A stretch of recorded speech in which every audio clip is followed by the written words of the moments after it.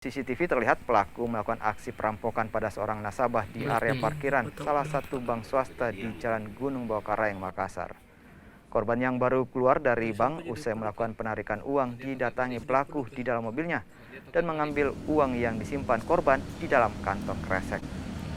Menyaksikan kejadian itu, pihak keamanan bank berusaha menghalangi niat pelaku hingga uang yang dirampas pelaku terjatuh.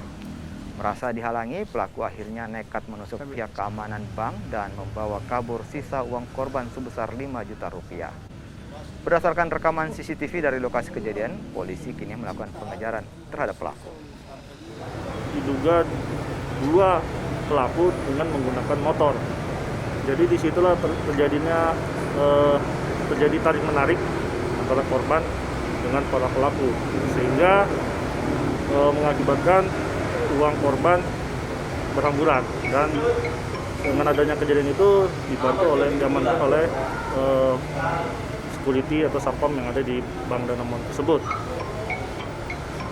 Dalam keadaan seperti itu, setelah diamankan oleh security, ternyata dari salah satu terduga pelaku ini menggunakan badik sehingga mengenai satpam Bank Danamon, yang mana lukanya di sebelah kanan.